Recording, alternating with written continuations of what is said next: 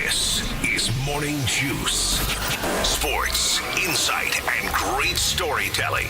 Starring Bobby Carpenter and Jeff Tito Thitoff. It's time to attack and dominate. That's on the agenda. As always on a Monday, attack and dominate. Bodie, I asked you a weird radio question. All right. Is our lighting okay? It feels dimmer. Okay. No, you tell me if it looks good. That's fine. I think it looks all right. Okay, then we're good. I Then was just- the one who brightened it. So Okay, it just seems dimmer than it normally does. That's okay. But Very that's a great important radio question. It's a huge radio question. Radio lighting is really important, I think. I'm Tito, Jeff Thitoff. To my left, Austin Ward. He is one half of the beat with Austin and Berm. Did you have to fight to get top billing? It's just alphabetical. Is that all it is, alphabetical? Yeah, if it was in order of importance, we'd have to flip it because Berm is the No, he's- headliner. no, Oh, yeah. no. People love Berm. They hate me. Are you telling me you think that Berm is more important than you? Oh, 100%. You are so damn bad. No, Humble. no, Dude, no, there's no. no way. No, he is the moneymaker. There's no doubt about it. No offense to Berm. I've never worked with Berm. I've talked to him a few times. I met him a couple times. I don't think he likes me, but that's okay. I'm not going to get into that right now. Bodie on the other side of the glass there. Bodie, There's no glass. I know. Well, there's glass. Trust me. I'm going to tell you now. Bodie walks around with a velvet rope around. Do not cross the velvet rope. There's always some kind of glass around Bodie. Don't tap on the glass. Oh, okay. He's right there. Bodie, as I'm watching college football this weekend, that Miami A&M game, I thought of you so much. I did. How could you think of anybody else? My wife said, "Who are you rooting for?" I said, "Notre Dame." Bodie, life. Did you watch any of it? I did. I watched quite a bit. Friday Could Notre night was Dame have beat probably- either of those teams? God, I don't like. Saturday was frustrating because you watch that game and you think, how did we not beat just one of these guys? Yeah, and we'd be playing probably right now, probably in South Bend. Friday night was frustrating on equal footing, Sure but in it a was. different way because it just felt like. I just felt like Notre Dame was definitely better than those two I'm with you. teams, and obviously Alabama was kind of the one that bumped Notre Dame out. So, but yeah, I watched most of Friday night's game, and then watched a good chunk of Saturday's game. Had some stuff going on, so missed a little bit of it, and then I didn't really honestly watch much of Ole Miss and Oregon, but I don't think I missed much there. So. You sure didn't. I had a bad beat in that Oregon game because I had Oregon in the over, and at the half there was like these different cash out options, and I'm like, oh, I should cash this out. And it was cashing off like 80% of what I was going to make. And I should have taken it. And I did. I said, no, there's no way. And then I actually fell asleep for it and woke up the next morning thinking I'd have a lot more money in my No, account. sir. Did not happen. Dante Moore and James Madison made sure that wasn't going to happen for you. They did. 2 full hours here on YouTube, Twitter, Facebook, and the Fan app, HD3. Download the show anytime and catch us from 10 a.m. to noon on 10 TV Plus. Bodie, can I still say we're replaying the show on the Fan 2, 1460 a.m. from 1 to 3, or am I not saying that Yes, anymore? you can for 5 more days. 5 more days. Yep. Okay. Morning Juice sponsored by Riverside Bank in Dublin. Bill Bend of Sporting is going to join us here coming up at 6:20. Quarterfinals are set. Alabama, Oklahoma, 34-3. Miami and Texas A&M. 34-24. I don't believe that was 34-24. You're right. No, you're right. I put 3 on here. Actually, you know what? I They might as well scored 3. It doesn't matter. You're right. 34-24. Oklahoma. God, That was terrible. that special team stuff was It looked like the fix might have been in. I don't know. on that one punt. it's like, Yeah, Was Terry Rozier punting for Oklahoma on Friday Right, night? you're I don't right. know, Yes, but- yes. Somebody got rich on that game. Miami over A&M 10-3. Ole Miss over Tulane 41-10. Oregon, they beat James Madison but did not cover. If that's something you're interested in, which I was, 51-34. So now we got the quarterfinal set. Bama plays Indiana, Miami, Ohio State, Ole Miss, Georgia, Oregon, Texas Tech. We will get all of those. We'll break all of that down for you at the 7 o'clock hour. NFL yesterday, Bills over the Browns 23-20, Bengals 45, Dolphins 21, Steelers steal. See what I did there? A win 29-24. That's very clever by me. Has that ever been done before? Stealing a win? Yeah. Doing that? No, I don't think it's ever done that. No. So you guys can go ahead and use it if you want to on your other radio shows if you're listening. Patriots over the Ravens 28-24. Number 21 Ohio State plays Western Michigan at 6:30 tonight in women's basketball. Tough loss for the men to UNC for Ohio State. 71-70. They host Grambling at 2 o'clock tomorrow. CBJ at the Kings tomorrow night. That UNC game, did you watch the end of that game? I did. Quite an interesting finish there. You have an opportunity to put that game away on the defensive end, and then I feel like coming out of a timeout at midcourt, maybe you could get a better shot. Yes, but I know. I don't know if that's a hot take or not, but maybe pulling up on the move from 25 feet is probably not the best you should be doing. Well, there are different levels of wins, and this would have been a fantastic win for Ohio State. 100%. If you'd have told me going in Ohio State's going to lose 71-70, I would say that's not a bad loss. But the way they lost it now, though, becomes the worst of the three. Pain, because you're one stop or any kind of offensive execution better than that. I mean, Right. it's easy for me to say on Monday morning on the juice, you should draw up something better than that. And I know in the moment that's a challenge, and you get out there and things can go haywire, but that's you got to get something going towards the basket. You're only down by one. You don't have to get the three. I mean, that's second guessing at its finest, but you've got to make some sort of effort to get something that is a higher percentage than that. Yeah, and I'm at the point where I don't look. Give it to Bruce Thornton. I don't care if he's quadruple teamed. You know what I mean? Like I like Bruce. All the better if he is. Somebody else will be Bruce open. Thornton. I like Bruce Thornton gets a triple team than anybody else on that team taking a shot. Bruce powers everything for this team. Yes. There's really no doubt about that. I made a good joke on Saturday, by the way, when I was doing Fan Sports Stealing a Saturday. win? No, listen to what I said. I said, he had Adam Jardy on. And I actually asked him, I said, Jar Dog? Yes, the Jar Dog. The Jar Dog. Here on the Fan, we have a show called Bishop and Friends. I've heard of it. Ohio State has a team called Bruce and Friends. That's all it is. And so it's like, can some friend step up? This is not a knock on Reeser or Baker. I'm just saying it's Bishop and Friends for a reason. It's Bruce and Friends for a reason as well. Baker can get a better shot than that. God, I'm telling you now, Baker, I got a feeling Baker uses his body well. There's no doubt. And I also think that he's got old man strength. I think he's too young to have it, but I think he does have old man strength. He was born with old man strength. You're right. That's a fair question. He's been bald his entire life. Yeah. I don't think he ever had hair. No offense, Baker, if you're listening, but you're not. All right, Bodie, make us smarter. Time to get smarter. Morning Juice presents Today in History. Here's your professor, Bobby Carpenter. Hey, show prep here. Bodie, you did Today in History, right? I did. Okay, good to Yes, know that sir. now. Good time to ask. Always ready for it, Tito. All right, guys, December 22nd, 2025, the 356th day of the year. Just Tom Zbikowski days left in this 2025, Tito. That would be the number 9. We'll start with some events here. How about this one? Pretty good timing on this one here. 1882, Edward H. Johnson becomes the first person to decorate a Christmas tree with electric lights at his home in New York City. One of a kind there. Christmas Now was everybody never the does same it. again. 1882. 1882, okay. There you go. Were they annoying blinking lights? Sure. I don't Can't know. find the I'm one. guessing There's it was one just, that's out. I gotta know. find Right, it. yeah, that's right. That was also, yes. I'm guessing it was probably just the standard white ones. I think there's probably a couple of light bulbs on there is all it was, but go yeah. ahead. Hey, everybody's got to be the first to do something. 1894, the Amateur Golf Association of the United States, later renamed the United States Golf Association, is officially formed in New York City. Let's go for 3 in a row here in the New York City area. In 1937, the Lincoln Tunnel opens to traffic in NYC that connects New Jersey and NYC under the Hudson River. 1956, this one happened right here in our hometown, Columbus. A baby gorilla named Colo enters the world at the Columbus Zoo in Ohio, of course. Becomes the first ever gorilla born in captivity. May Harambe rest in peace, because, maybe that never would have happened. Columbus would have never done it. Cincinnati Yes, only. Cincinnati. Right. Gunned that poor animal down. Should have gunned down the child. No offense.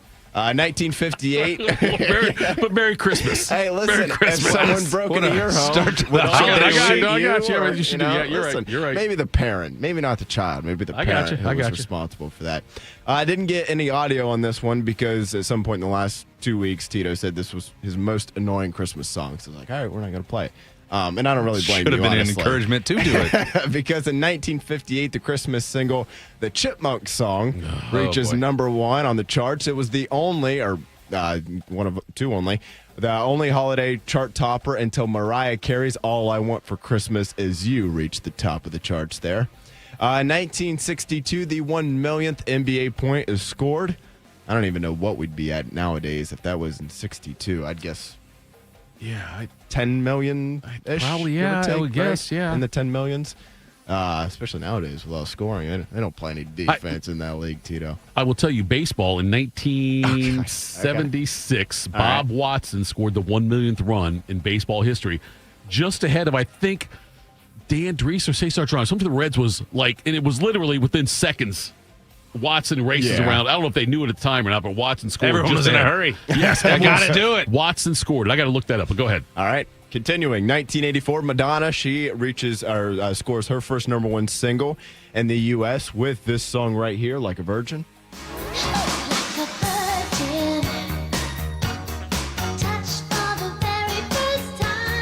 Eighth grade. Where was that? I remember this song. Oh, I thought that 8th grade for something else. No. I remember 8th grade, the song coming out, though. I wasn't sure which one you were talking about. Yeah, You're going to have to be a little more specific. I went Tito. to my girlfriend's house. Her parents were out of town, and we watched MTV. Wait, which and this story are we came on. telling? I'm just telling you that happened. I remember I watched that song. Same story. And by the way, also that day, we watched Bill Cosby himself on HBO. Wow. Then what happened? She was still a virgin. 1999. How about this one, Tito? I want you to look at the guy next to you. Look into his eyes. I think you're going to see a guy who's going to go that inch with you because on this date in 1999, the movie Any Given Sunday premieres in theaters. On this team, we fight for that inch. On this team, we tear ourselves and everyone else around us to pieces for that inch. We claw with our fingernails for that inch. Because we know when we add up all those inches, that's gonna make the fucking difference between winning and losing. Between living and dying. I'll tell you this, in any fight, it's the guy who's willing to die who's gonna win that inch. And I know if I'm gonna have any life anymore, it's because I'm still willing to fight and die for that inch. Because that's what living is. The 6 inches in front of your face. Speaking of. I'll get you juice. Okay, so don't listen. We all can make the tie joke. those together? We all can make the joke. We're not going to do it. Never saw that movie. Seen clips. What? No. Tito. Dude, Steamin' Willie Beeman, I think, is the greatest fictional quarterback who's ever played the game. What's the other guy? Johnny Utah? Is that somebody? Is he good? Is that a quarterback too or not? Yes, he was a quarterback. Was he? Okay, I don't know. I didn't see the movie either, but I just know I got it. I know the name Johnny Utah. Is that Keanu Reeves? Yes. Okay. Bob Watson, by the way, scored Major League Baseball's 1 millionth run on May 4th, 1975, scoring just ahead of Dave Concepcion for the Reds in a different game. Now, because Watson did that, Watson got $10,000. Oh, that's why there was a rush. There you go. 1 million Tootsie Rolls, because Tootsie Rolls was sponsoring it, and a watch. It's a lot of Tootsie Rolls. I don't know if million? anyone needs that many Tootsie Rolls. Tootsie Rolls suck. I mean, I wouldn't say they suck, but they're definitely not at top of the candy chart. No, I mean, like, you've talked the chocolate candies, though. Yeah. There's- It's low on the list. Yeah, very low. Yeah. there's no way you could have given him the rest of his life to get through 1 million Tootsie Rolls. 1 million M&Ms, maybe you got a shot. Yeah, you Right. can But do a handful at a time. It takes That Tootsie you Roll. an hour and a half to put down a Tootsie Roll. Yeah. That's true. Those Yes. things are rock hard. They're not going anywhere. Speaking of inspirational football movies, Tito, this will probably break my heart if you've never seen this one. In 2006, The Funerals End Today, We Are Marshall premieres in theaters. They're bigger, faster, stronger, more experienced. And on paper, they're just better. And they know it too. But I want to tell you something that they don't know. They don't know your heart. I do. I've seen it. You have shown it to me. You have shown this coaching staff, your teammates. You have shown yourselves just exactly who you are in here. And when you take that field today, you've got to lay that heart on the line, man. From the soles of your feet, with every ounce of blood you've got in your body, lay it on the line until the final whistle blows. And if you do that,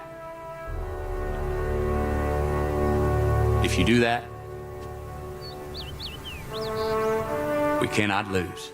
I'll get you juiced on a Monday Do you want me morning. to tell you? No, because I already knew the answer. But I interviewed the quarterback. No, I did a story for the Dispatch. The guy Never sat down and let me just check out what this whole. Reggie Oliver, the movie's guy who was about. the starting quarterback that following season, the first in the game. movie, yeah. Yes. I interviewed him for a story for the Dispatch, sat down for 2 hours and talked about all of this and heard just gripping details from this guy. He was a high school football coach in Columbus for a while. And so, I spent a lot of time talking to him. And, but I never saw the movie though. I'd check it out. It's pretty good. Yeah, it's on my list. By the way, 54. If Bob Watson, from the day he scored that millionth run, ate 54 Tootsie Rolls a day, today the millionth would be gone. Oh, wow. Oh, my gosh. It's good math on that, Tito. That's phenomenal. That's what I do. Don't see movies, but yeah. There's no way someone could have 54 Tootsie Rolls in a day. day, I stand every by it. day. There's no way. A couple more events here in the sporting world, both of them here. 2019, Saints wide receiver and former Buckeye Michael Thomas sets the NFL record for most catches in a season with 144. That would break a 17-year-old record by Marvin Harrison Sr. He had 143 there. I meant to write this down here. I think it was Cooper Kupp who almost broke the record again a couple years ago, but he came up just a couple catches short. And then 2020, Caitlin Clark, she registers her first triple-double with the Iowa Hawkeyes, 13 points, 13 rebounds, and 10 assists in a win against Western Illinois. She went on to have a pretty good career. Some birthdays. Born on this date in 1924. He passed away just a few years. Or you know what? I wrote down 2022, but I think it might have been. Yeah, it was 2002. Sorry, 2002. So he'd been gone for Oklahoma a little while. scored 3 points. But what's that? Oklahoma scored 3 points. I got the same mistake over in the life part. Oh yeah, exactly. Yeah, 2002, 22, same difference. But the College Football Hall of Fame head coach. 1977 national champion who once said who once said there's two types of people in this world, Notre Dame lovers and Notre Dame haters, and frankly they're both a pain in the ass. That would be Dan Devine, born on this date 1924. He, like I said, passed in 2002. Born on this date in 1949, he passed in 2022. The Hall of Fame punter Ray Guy. Born on this date in 1949, a couple of twins who you've probably heard of before, maybe not by their names, but by their band. Twin brothers Robin and Maurice, members and founders of the Bee Gees.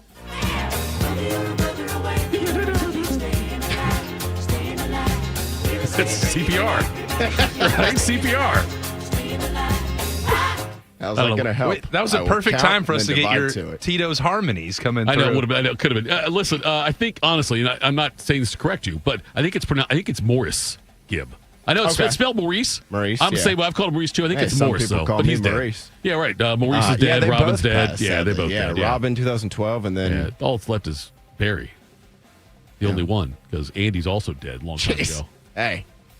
Tough scene to start. I know, to be a Gibb brother. You tell my mother I was here with the only brothers I had left. That's fine. Right, that's all right, exactly Tito, what it is. Yes. Let's see if you can get this one Okay, here. let's hear Do it. I have a clip for this one? I guess I don't. A Philadelphia. You can do it. Yeah. A Philadelphia Philly. Okay. A 4-time Cy Young Award winner. Steve Carlton.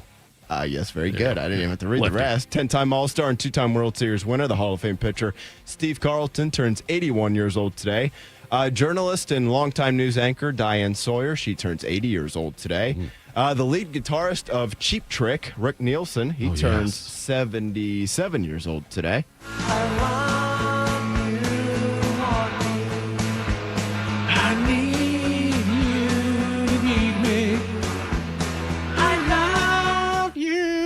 There we go. That's a banger. He wouldn't do the Bee Gees, but Cheap Trick. He's ready Cheap to Trick. roll. Listen, that Cheap Tricks, they're my jam. All right, I do have a clip for this guy. Let's see if you can go 2 for 2, Tito. Yep. 10-time All-Star, 1-time World Series champ, played for the Dodgers and Padres as a first and third Steve baseman. Garvey. That's correct. Good job. In the 1974 National League MVP. It's Right? 74. Yeah. Yep, 74 National League MVP. Yep. Steve Garvey, he turned 77 years old. Deep right field, way back, Cotto going back to the wall, it's gone! Home run Garvey, and there will be tomorrow!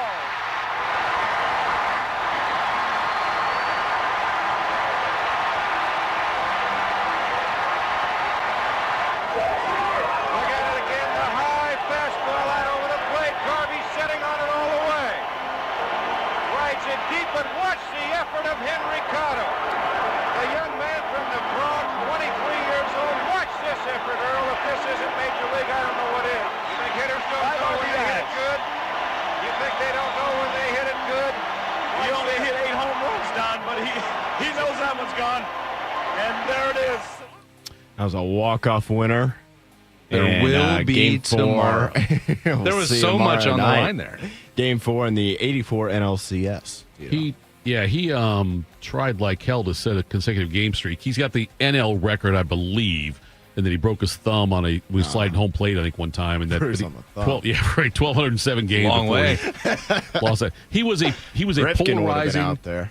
He was a polarizing prima donna, and like his teammates hated him because he was handsome, That's a right? And like he always was great with the media, and he seemed very. I'm trying to think another player might be like him in the modern era, but he was. Derek Jeter. Maybe Jeter, yeah, I guess. But Garvey had a supermodel kind of wife and everything, and like they were on magazine covers and stuff. And It's Garbs. he had to a fight with a teammate, Don Sutton, one time in the locker room because that he can was be so healthy. tired of Get it out there. of Garvey's being a prima donna. They always said that Garvey could run for governor someday, but never did. All right. Still time. True, fair. Yeah, he just turned 77. Yes. He's young. Right, yeah, compared to the president. last couple presidents. Singer Meghan Trainor, she turns 32 years old today. It's all about that brace. I think it's base. No, or yeah, that's, It is brace in the State Farm commercial. Yes, There I you was go. gonna That's say if you've watched a football game at any point in the last like 2 or 3 months, Yes. you have probably seen her in All that about the Patrick brace. Mahomes commercial. He does football. Pretty Give it up for popular. Patrick. Yeah, he does football. Because you know I'm all about that bass, no trouble. I'm all about that bass, no trouble. I'm all about that bass, no. Hey, for the record, I'm also all about the bass, not the treble. That song has like 2 billion views on YouTube. Amazing. Is there anyone who's about the treble? I don't know. That's right. Yeah, if you're a What treble about guy, the treble makers from Pitch Perfect? They might. Yeah, they're the exception. Crank up that treble for me. I got a feeling Andy Bernard's about the treble. All right, we figured it out. Thanks for correcting me circle. live. Full circle. One of the Full greatest, circle. very small, quick moments in the history of The Office is when Jan starts playing the song at the dinner party by her former Yes. assistant, and then Andy starts singing Yes. to it, even though he doesn't even know the words. Me by the hand, make me a man. The rapper, one of Tito's favorites, I imagine, Jonathan Lindell Kirk, also known as the Baby, he turns 34 years old today. And then singer and former American Idol winner, Jordan Sparks, she turns 35. Came out with a bang here with this song, and I don't know that I've heard a song from her since, but this one was pretty popular back in the day.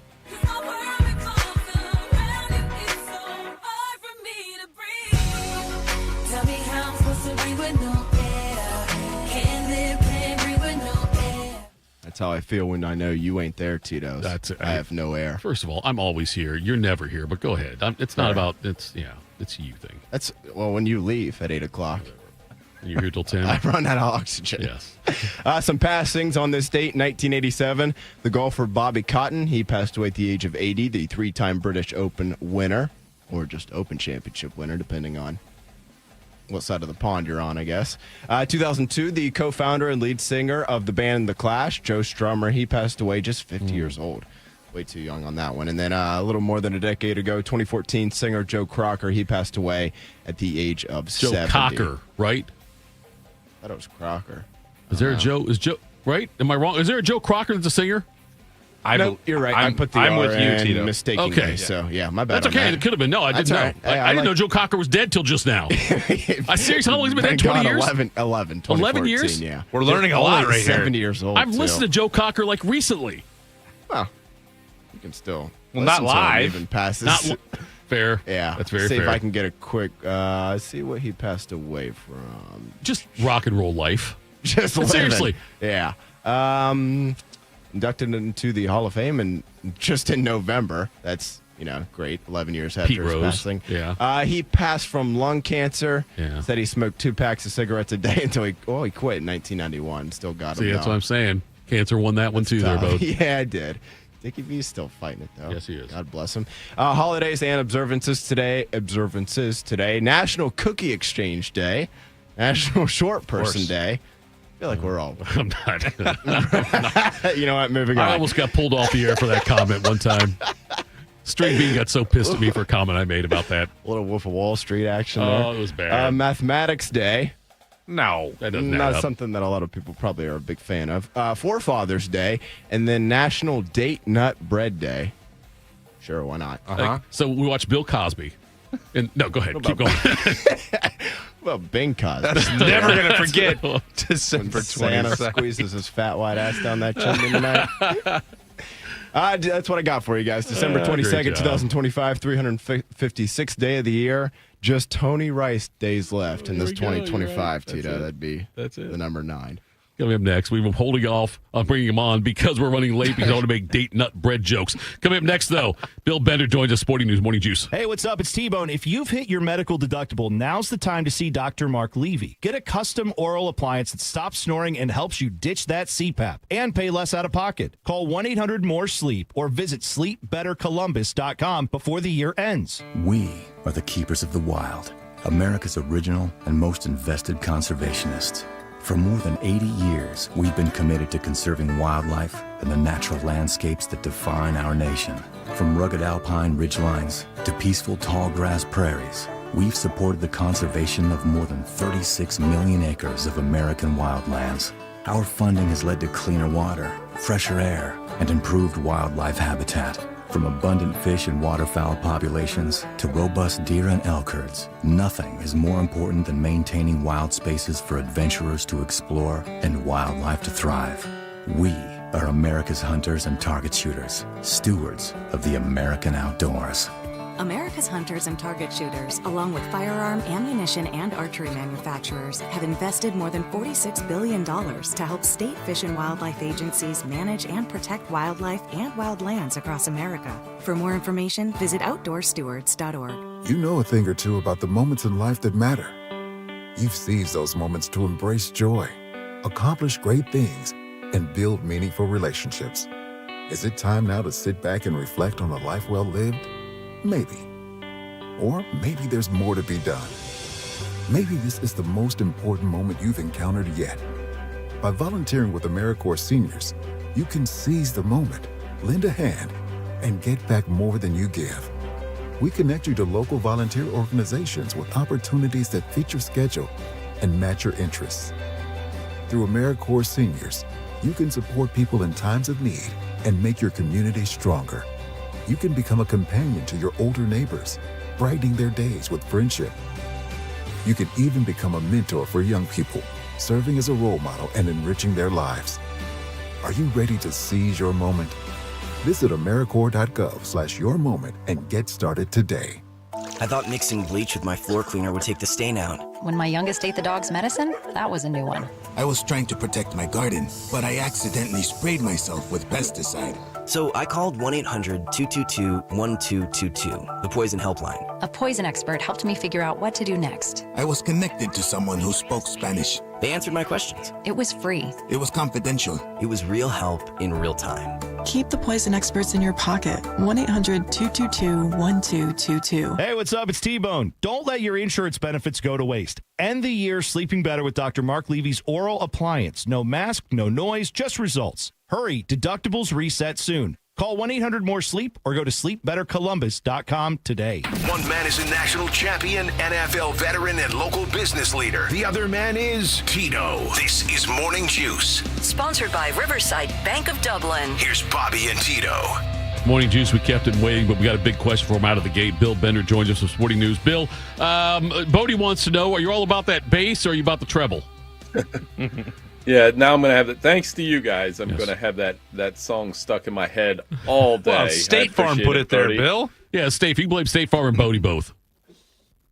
Yeah, it's one those State. I'll give State Farm that those commercials, whether it's the Aiden Hutchinson or Megan Trainor, they definitely get buried in your brain for the entirety of the day, especially on an NFL Sunday. There's no question. Would you call this past weekend a success for the CFP?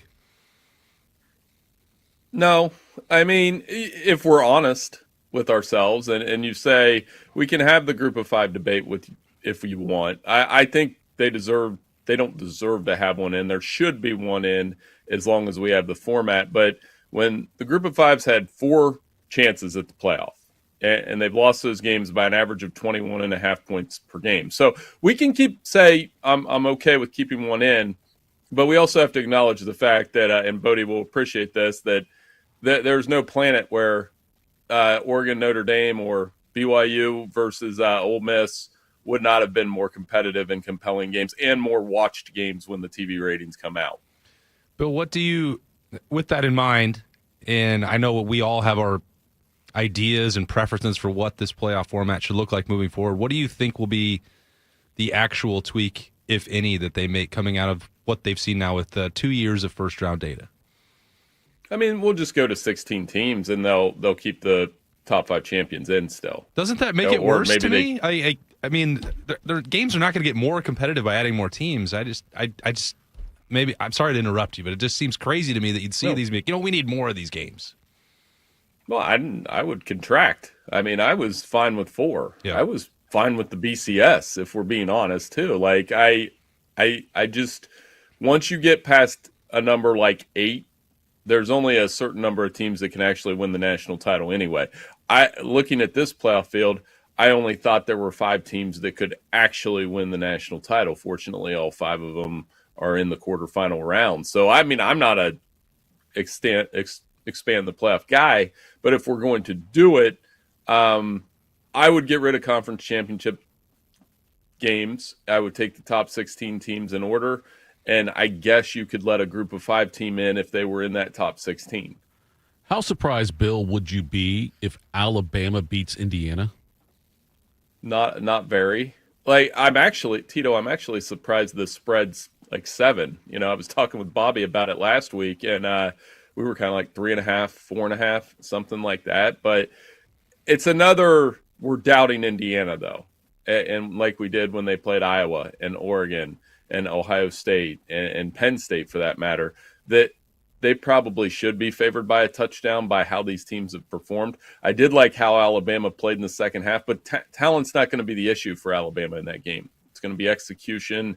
It's going to be, trying to make plays against that Indiana defense, which is one of the best in the country, regardless of what the uniform says. Bill, how did you enjoy the Miami-Texas A&M clash on Saturday? I like games like that. Like, I think Joey Galloway put it best when I think he said it was a, beautiful, or like something like a beautiful, awful played game. It was terrible to watch if you like offense and that kind of thing. But Reuben Bain was magnificent. He's a problem. He could be the number 1 pick in the draft. I think their defense is very good. Their offense is stop and start. But, if we're being honest, for content purposes, yeah, Miami versus Ohio State is a fantastic matchup for us writers. We get to, rehash the last time they played in the, national championship game. And it's a chance for Miami to step out. Their defense is very, very good, though, and will be a challenge for Ohio State.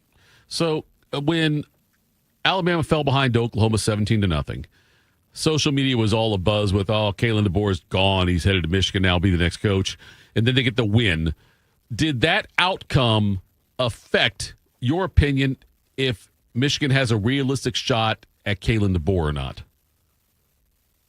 I mean, yeah, I had a, really short shelf life column that night. I said now they have to turn their attention to Kenny Dillingham. And obviously Kenny Dillingham stayed at Arizona State, and Kalen DeBoer was the best candidate for that job. But I just don't see – I guess they could wait it out.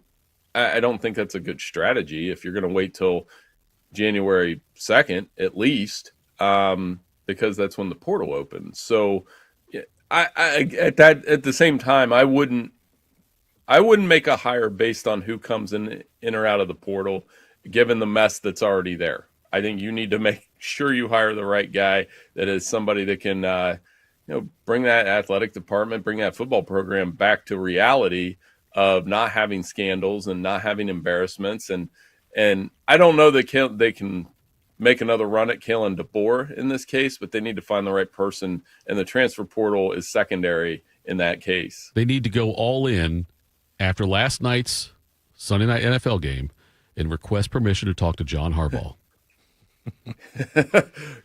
I need the Baltimore Ravens not to win next week. So it was I don't even want to get into my emotions on the NFL weekend between the Bears beating Green Bay and then Aaron Rodgers doing the the Packers a favor yesterday. How about the end of that Lions-Steelers game? That was I still don't know what the call was. I kind of do now, but what an amazing finish in that game. Crazy as could be. I think they're still on the field talking about it. Like they hung around forever on that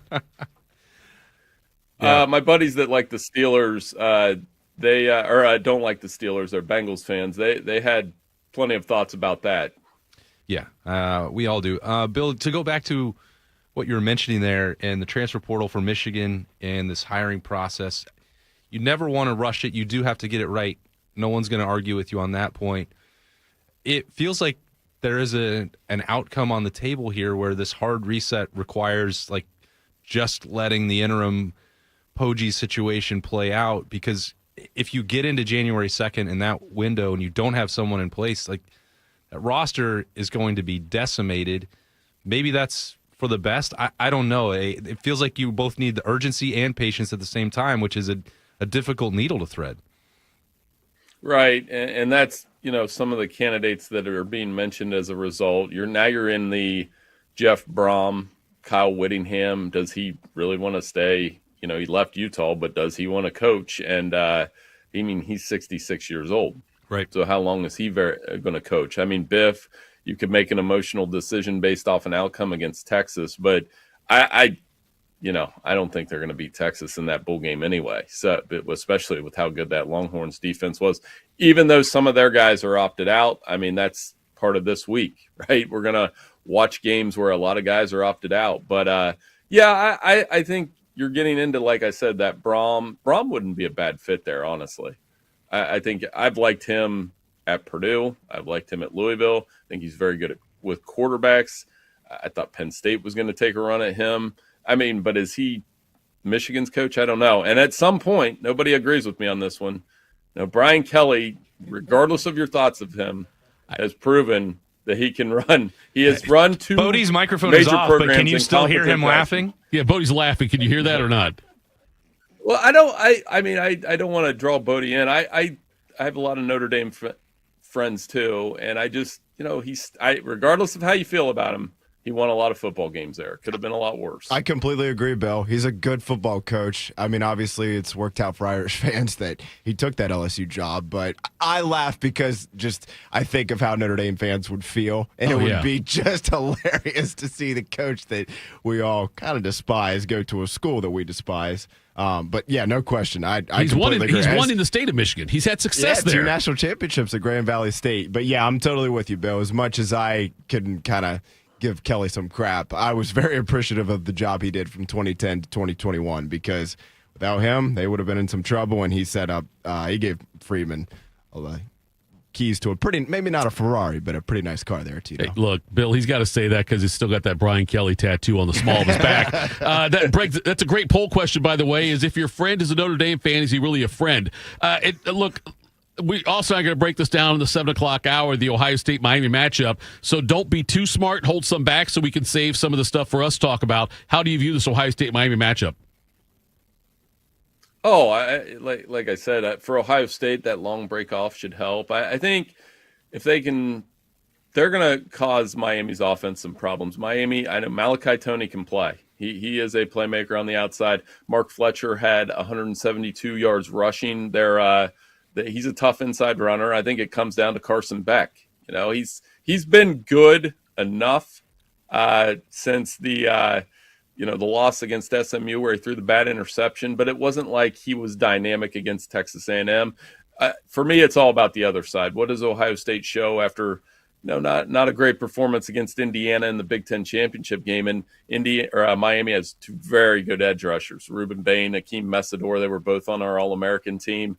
Like I said, fun matchup. That one and Texas Tech, Oregon. I mean, for all the complaining about the first round, we do have very compelling quarterfinal matchups. Even the rematch between Georgia and Ole Miss, where Lane wouldn't be there. Can you imagine if Ole Miss wins and gets to the Final Four and Lane Kiffin's not there? The social media reaction to that. Well, Lane will get money for that, right? Does he's still getting bonus money every time they win a game now? I saw that report. Like, that's not a bad thing to get $250,000 when you're somewhere else when your team wins. Right, and I lost $50 because Oregon couldn't cover. That's a different story, though. Bill, we appreciate the time, buddy. Have a Merry Christmas. Best to you and yours. We'll talk next week. Hey, Merry Christmas. I'll talk to you guys then. Have a great week. Appreciate it. There's Bill Bender, Sporting News. Always love talking to him. Coming up next, Quick Hitters, Morning Juice. It's been a real journey since 2014 when I first had my injury.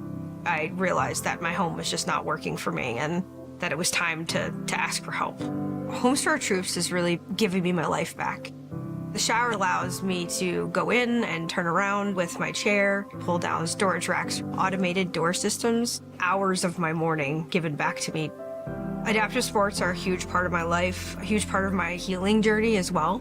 Homes for Our Troops helped with making sure that I had a home gym so that I can continue to train. This past year, I was able to host Thanksgiving in my home. And it was the first time I was able to have my whole family in one place and I was able to contribute to the meal. There are a lot more veterans in need, and Homes for Our Troops is going to be there to help them too. Homes for Our Troops builds and donates specially adapted custom homes nationwide for severely injured post 9/11 veterans and enables them to rebuild their lives. Join our mission at hfotusa.org. Once there was a man who couldn't stand. A mom who couldn't wait. A scientific community that said it couldn't be done. And then you. And then I. And then we brought neuromuscular disease into screaming color with the Muscular Dystrophy Association.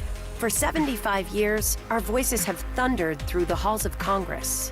We've willed the impossible into existence. We've pushed the science, raised the funds, shifted the narrative, and transformed the reality of life with neuromuscular diseases. For 75 years, we've built communities together, established the field of neuromuscular medicine, and made it thrive. Call that a legacy. Call it impact. Call it momentum. Just call it ours. Because it's the generations of community heroes that give MDA the strength we have today. And until neuromuscular disease is a thing of the past, you couldn't stop us if you tried. Join us and celebrate 75 years of breakthroughs at MDA75.org. You know what hope is? Hope is action. Carving a path forward, even when it's hard. And kids who still know how to dream. They're the best pathfinders of all. So at Child Fund, hope means helping millions of children living in poverty worldwide to grow up healthy, educated, skilled, and so all those good things can come true for them. Safe. And that means safe at home, safe at school, and safe online. Hope means walking this path together. All of us. Because when we work together, we can do so much more. That's right. Hope includes you. Child Fund, because we need each other. To learn how Child Fund works with children in 23 countries to help them achieve their full potential, visit childfund.org. That's childfund.org. Bobby Carpenter, husband, father, Buckeye. Jeff Thitoff, husband, father, idiot. This is Morning Juice.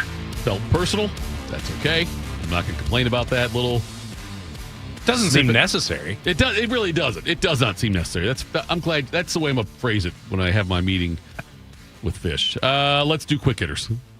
Morning Juice presents Quick Hitters. Sponsored by Dr. Mark Levy. If you're snoring and not sleeping, call Dr. Mark Levy today at 1-800-MORE-SLEEP. He's our favorite part-time employee, Bodie Wells. Happy Monday, fellas. As they being the queen, those people, once sang about, another one bites the dust as the search for the next head football coach of the Michigan Wolverines continues as Kenny Dillingham received a new 5-year deal at his alma mater, Arizona State, over the weekend. Dillingham said Saturday, I don't know that I believe this, but he said that he never got offered the Michigan job, adding that his agent handles communication and that it never got to that point. Maybe. I don't know. Take him at his word, I guess. In 3 seasons coaching the Sun Devils, he is 22-16 overall, made a college football playoff or invitational appearance last season after the Sun Devils won the Big 12 there.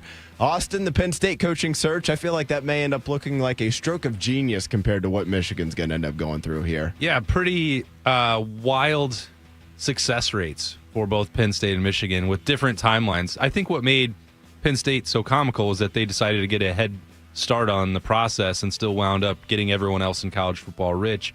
Michigan made itself late to the party. Seems like it could have maybe made that move much earlier based on what was transpiring and how poor, I guess, the investigation process was. But the mess that they have created for themselves in Ann Arbor is not making that a very attractive job. Every year you'd hear, well, this is a top 5 scenario. You have all the resources you could ever want, the winningest program in college football history. Coaches are going to crawl over broken glass to go take that job. Well, Or not. Maybe you shouldn't have broke all that glass to try and find out. That's a great point by you. You said another bites the dust. I think that's disingenuous because I think if you take the Michigan job, that's when you die. I think the fact that he stayed at Arizona State is a rebirth, a continued birthing. Continued birthing? I don't know. I'm just saying. I'd love to hear more about this. I can do that now. So with Cosby, who watched that? No. So anyway, I'm just saying that I think that it was. I think going to Michigan right now would not be a good move. So it's smart by him. I mean, Michigan just lost their OC too. Yeah, to Missouri. Right? Yeah, Chip Lindsey. Right. It's an absolute disaster what's going on there. Everybody knows that. This is not even about the criminal implications. Right. There's NCAA issues. There's a lame duck athletic director. There's been turmoil with the president at the top of the university. Everything about it right now is a dumpster fire. And you shouldn't, I understand for Kenny Dillingham, for Jed Fish, for anybody, they would have interest in this job in every circumstance. Kalen DeBoer, the same thing. But then once they actually call, it's well, maybe I can get a little bit extra money to stay where I'm at right now and wait for the next time it's open because it's not a tenable situation right there. And look, I know that he brought it up, and Ben brought it up. I brought it up also before that. And it sounds funny, but it'd be a no-lose situation for Brian Kelly to take that job. He was trying to get involved with it even when he was at LSU. So if he goes seriously, if they hire Brian Kelly, there are zero expectations, at least initially, right? And so it'd be hard to fail zero expectations.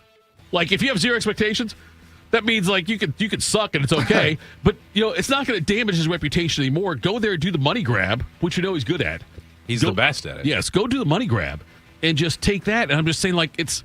And they wouldn't be bad. No, they'd be competitive. I mean, I make fun of Brian Kelly, but even at LSU, he won 70% of his games. They weren't a failure. Far from it, right? Frankly. There's a lot of coaches that get these jobs, and it's 5-7, 5-7, 4-8 fired. It's okay, he was winning 9-10 games down there. He had a Heisman Trophy winner. Yeah. Won a lot of games at Notre Dame. I think he'd probably do pretty well there. Look, it's just go there for a couple years. If it flames out, the next guy will have a better situation than you walking into, in theory.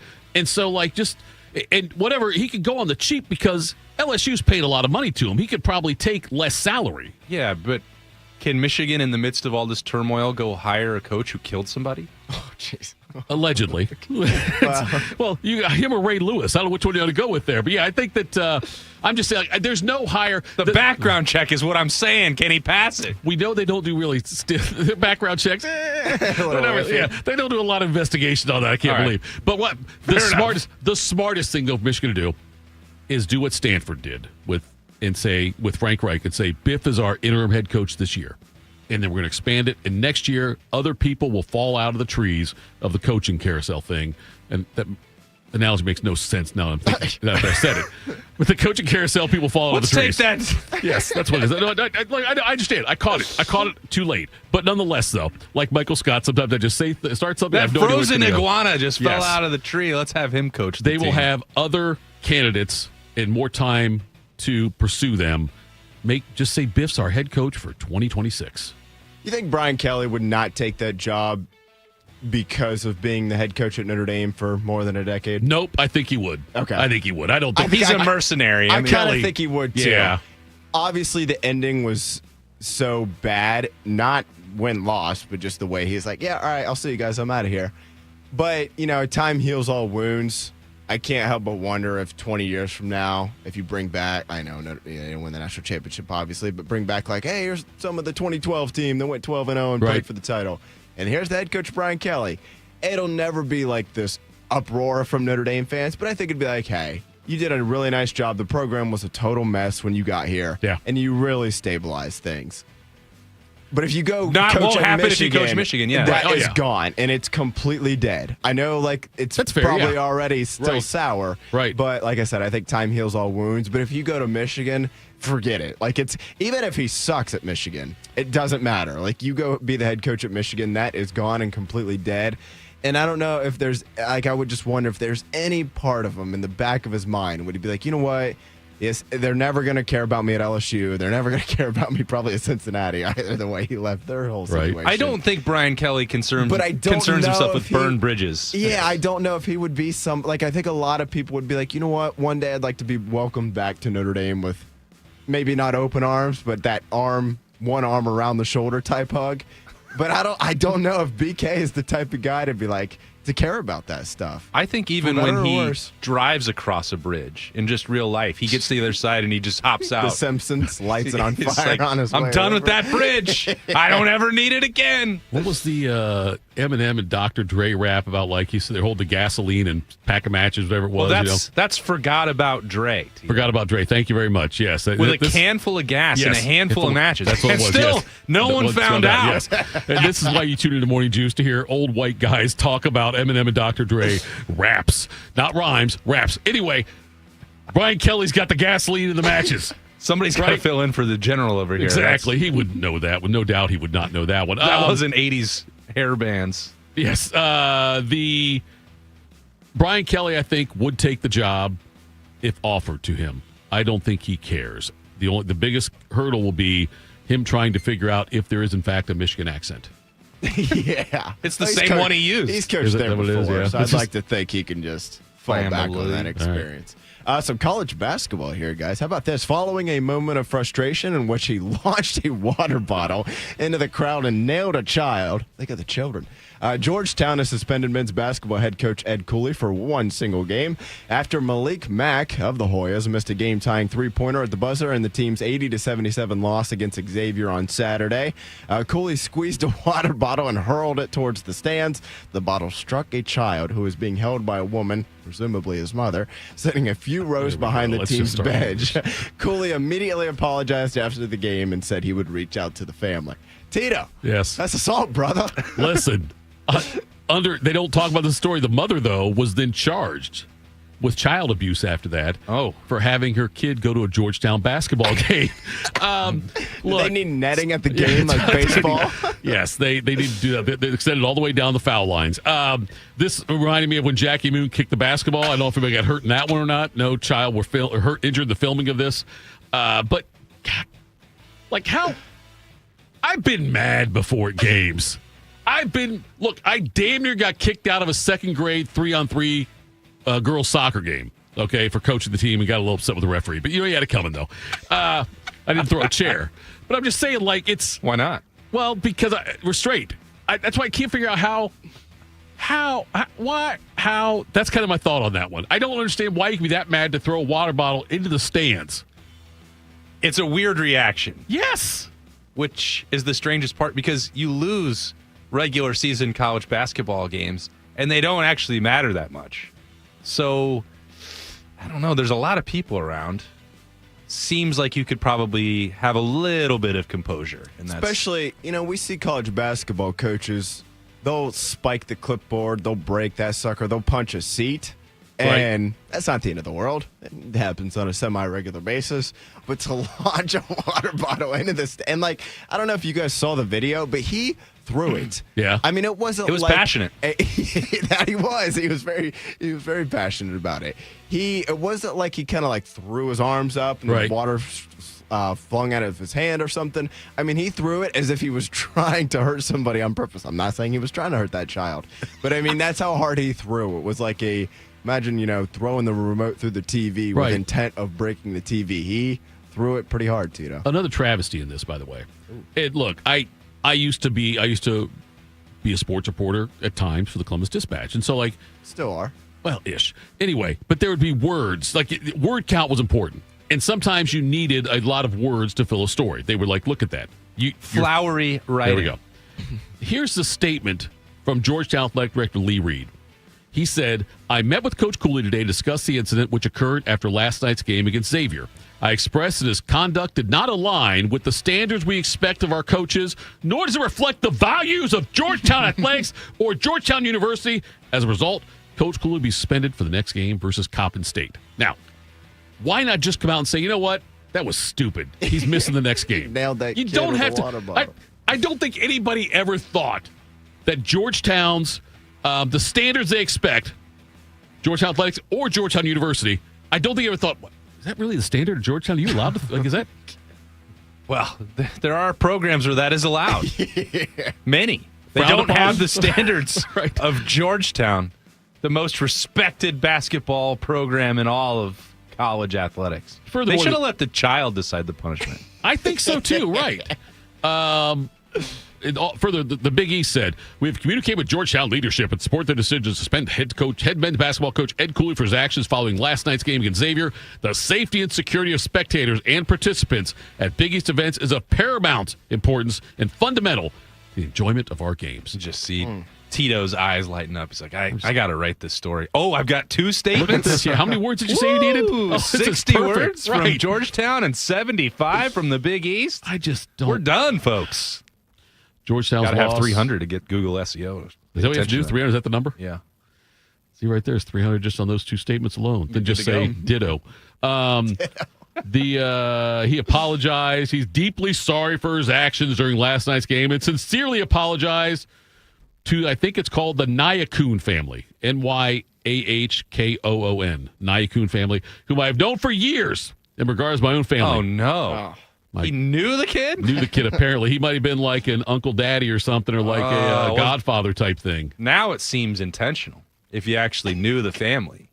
Let's do a deeper dive. Yeah, there we go on that one, buddy. Yes. Okay, that puts a whole different light on this. Is what he said, too. Cooley says, I love this part.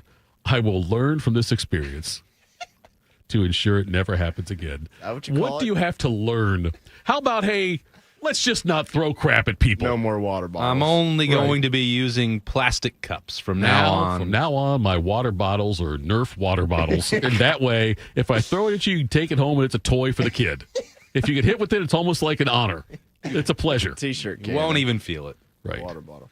That was fantastic. Coming up next, top of the hour, we'll talk about Ohio State's opponent coming up this week, Miami. I think I found a weird advantage for Ohio State.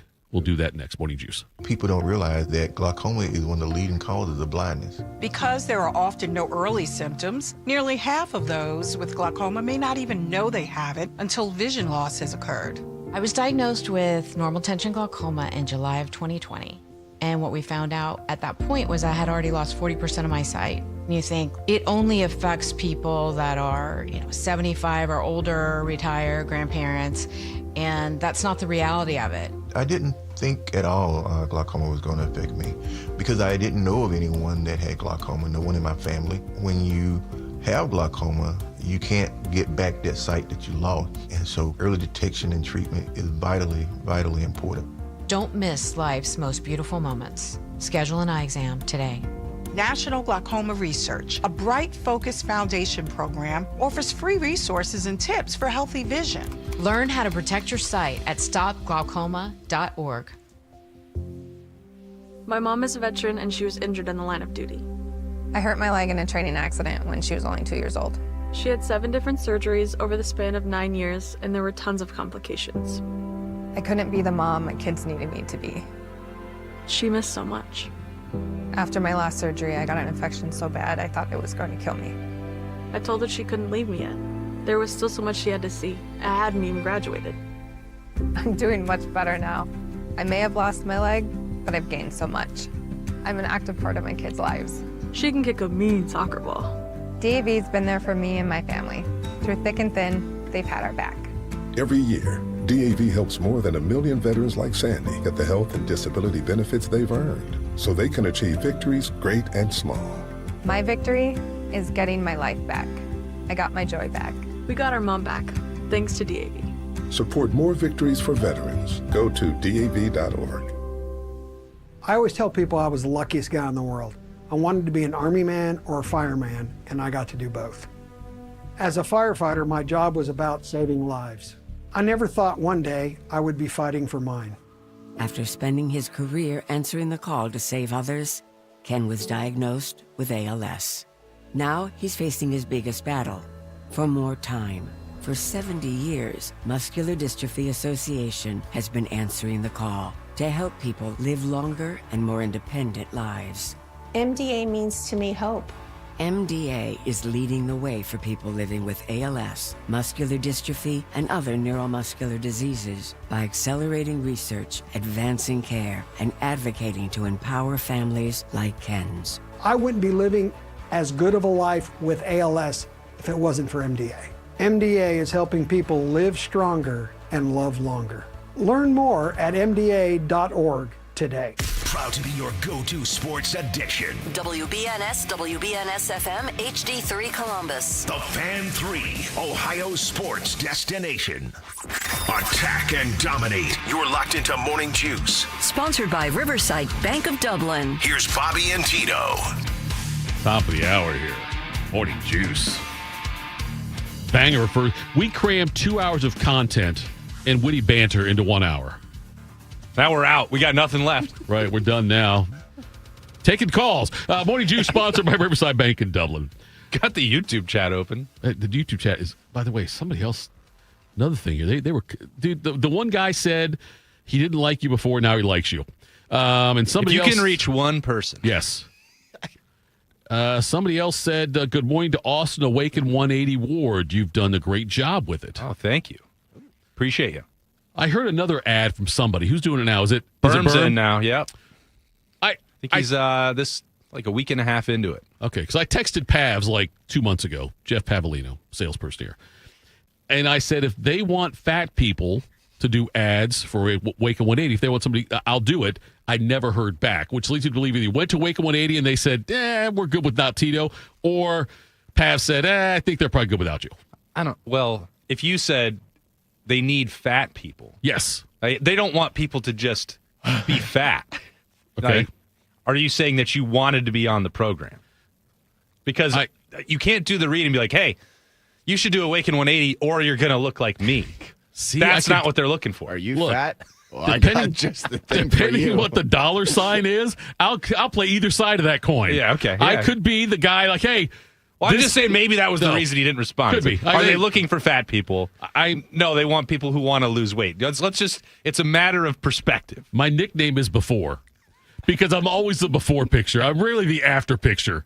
So if they need a before spokesman, I'm your guy. Well, look, I mean. You look great. Thank you. Let's see, Beamer. You ever see the Bill Cosby special?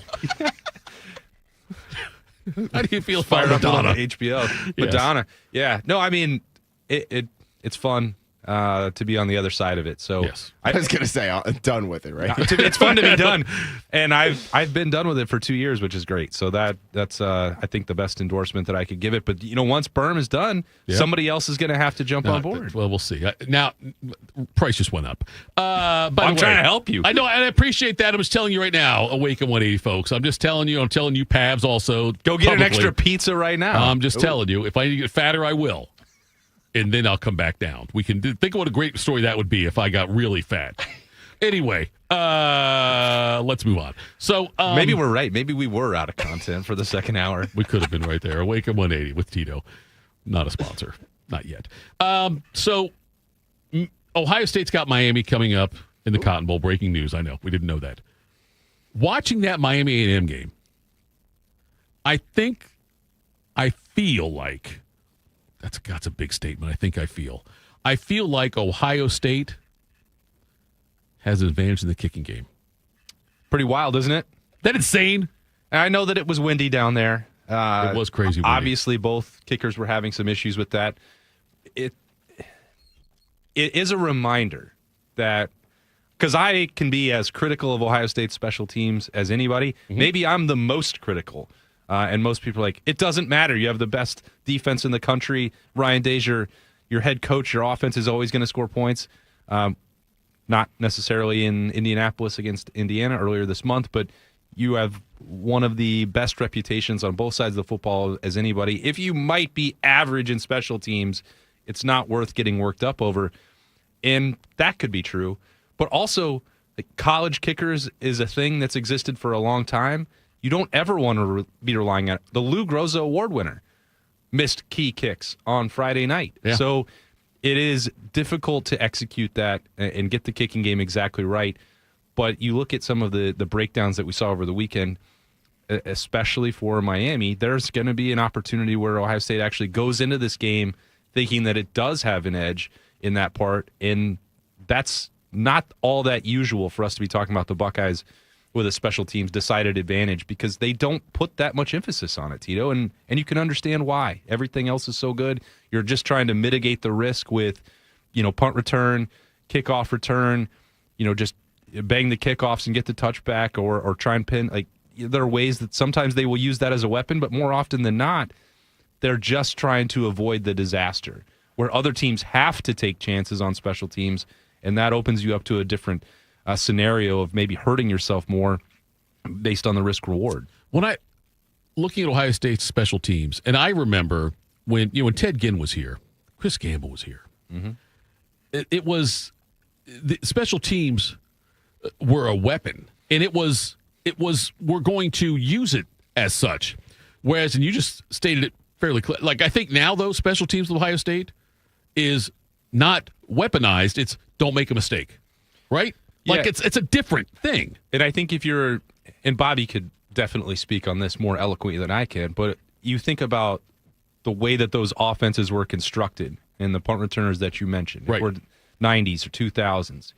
The defenses were really elite, and if the offenses were going to be methodical or potentially lacking in explosiveness, then you might need to tip the field in one way or another. You might need to take a little bit more chance on a kickoff or punt return, and that's not really the situation. That's not necessarily going to be the Ryan Day philosophy, because he knows that his offense is going to be really efficient, that he's going to be able to move it up and down the field, that he's not worried about not being able to get third downs or complete a pass on 3rd and 8. So it changes the equation. It changes the dynamic. And I've come around on this risk management approach to special teams. Mm-hmm. I think it would be awesome if, like, every year we knew there was going to be a kickoff return for a touchdown and we didn't have to wait 15 years for it. Or every year you knew that you would break one punt for a score and you didn't have to wait a decade for that to happen. The last couple of years, they've actually found some improvement there. Caleb against Indiana in 2024 and Lorenzo Styles this year. So they're certainly not incapable of it. I think that's the frustrating part maybe for Ohio State fans, Tito, is that you look at it and say, this is the best roster in college football. Why are they not unleashing that to make offense, defense, and special teams a weapon? And I wouldn't argue that point. You could definitely see how they could do that. Right. But it's the same reason that they're not going and playing 90 snaps on offense. It is an overall strategy. Maybe once you get into New Year's Eve, you might take one or two more chances to block a punt or to try and break a return. I'm not saying that they won't, but over the course of the year, it's like, all right, well, what's the best thing? What's the safest way to get through this? Because Ryan Day is not just looking for style points every week, and that leads to some situations where, like, well, the special teams should be better. Well, maybe they will be. See, and that's where Austin, where if watching the regular season, early on, people are like, oh, they're being very vanilla on offense. They're not opening it up at all. Why are they not opening it up? Because they're waiting, right? They're going to wait and do it. All this stuff, like, they're going to wait and do all these different things. Waited too long. Exactly. But I'm saying, like Ohio State fans are like, oh, it's like, how they didn't do anything against Texas. Why didn't they open it up at all? Then they keep going through the games. It's like, oh, why isn't this guy getting more time? Why aren't they trying this? And I think Ohio State fans are looking at, okay, now it's a playoff time. Maybe they will do that with the special teams. Maybe they will open the offense even more. Maybe they'll play faster. And I think that's the genius of Ryan Day, is because he might not, but everyone else thinks he should or might. Or that Miami has to prepare for them to do that. Right. Maybe they're going to be more aggressive. They haven't shown how will they attack if they need to punt block. You don't really know. The one that they did block this year was like drilled into Caden Curry's arm. It wasn't anything special. So you have a little bit of mystery. Well, what does that look like if Ohio State's offense does decide to go up-tempo? What's it going to look like in the red zone if they don't roll 4 tight ends out there? Right. You haven't seen a ton of that on film. So, that's not to say that this is every decision that Ryan Day made has been 4D chess and just what you're going to see on December 31st is going to be the fully formed Death Star in all three phases. There are problems that we've seen from week 1 through the end of the year, and I wouldn't want to be hypocritical about this. I thought that once that opportunity to push the gas pedal, which Ryan Day himself said to Pat McAfee a month and a half ago, well, there was a championship on the line, an opportunity to beat Indiana and be the number 1 seed, and I thought that would have been a pretty good opportunity to test out how much gas was in the tank, and they didn't do that. I don't think that was by design. I think that you and I have talked about this the last couple of weeks, that they were stretched too thin. They didn't put together their best game plan. They didn't execute it the way that they wanted to at Lucas Oil Stadium. So it's not as if everything that in every week and every game went exactly the way Ryan Day wanted, because clearly the last one didn't. But is there still an opportunity for all these things to be dialed up, even including the defense? Are we going to see more attacking from Marvell Reese? Are we going to see more blitzes from Caleb Downs? Yeah, all that stuff is possible. I don't think that you're not going to hold anything back in a playoff game. It reminds me of, this is a terrible analogy, but I'm good at those. Playing a video game against somebody, say you're playing football, Madden, whatever. Yeah. And they keep running left. And eventually they got to run right. Right? They got to, but so then you go right. They still go left. They keep going left. They've got to run right. And they don't do it. They still keep burning you. I think that's what this could be with Ohio State. It's like, they've got to open it up. Well, whatever works, right? I know. How many times have we heard him say it? And Ryan Day will talk today at noon, so we're just inside 5 hours away from that. Whatever it takes to win the game. Whatever it takes to win the game. That's what he has said repeatedly. And we can talk about the things that didn't go great against Indiana until we're red or blue in the face, however you want to feel. I know nobody wants red. Nobody wants to be blue. So that, I think, comes down primarily to the red zone offense, which is why I think we can't just say, well, this was all by plan. It was all methodical. Once you get down there, you're not like, let's not score. Right, yeah, right. Let's take a knee. We got to save something for Miami. We got to save something for the Cotton Bowl. Boy, if there's a Fiesta Bowl after that, maybe we'll just take a field goal against Miami instead, so we can keep something else in the like you can't do that. And the fact that they had those 2 empty possessions in the second half against Indiana, like, they're real. And we can say that the loss didn't cost them anything in terms of winning a national championship, but I think it is instructive that those things happened in a game that everyone was watching, and you can't pretend like it wasn't, because I think some of that's been going on. They continued to use the 13 and the 14 personnel and running it straight into the line of scrimmage with C.J. Donaldson, or all the things that we've been stressing, and it hasn't cost Ohio State anything, but it finally did. And you can't pretend like it's not real. I wonder, based on what the offense does, if fans will overreact. No, surely not. No, of course they wouldn't. To the Heartline thing. Like, if the offense comes out and does not look great against Miami, say they still get the win, but they don't look great. Say they put up 16 points and win the game. Will fans then start to say, well, we need to have an OC who's here the entire time? And I'm not saying, I'm not at all accusing Heartline of doing anything or not doing his job. But I wonder, though, we saw it in Alabama when Saban made the change with Lane Kiffin. With Lane Kiffin as the OC on their playoff run, where at some point he said, he was going to be here, but it doesn't work. Yep. Do you think there's a chance that Day and Heartline sometime during this run mutually decide it's not going to work? All right, so today, yes, Ohio State is these are CFP mandated guidelines for media availability. Okay. This is going to be a long build-up to answering your question, but I think it's significant to set the table for today. Both coordinators for both teams have to be available. Okay. Ohio State has scheduled their availability, not doing it today and tomorrow. They're doing both today. Offense is going at 11 o'clock. We got the list of people that are available. Again, This is CFP rules. Both coordinators have to be available. There is no offensive coordinator available for Ohio State today. Very unusual. Why would you do that? Ryan Day speaks at noon. The defense is this evening at 6:45. Okay. So I believe that's going to have to be explained.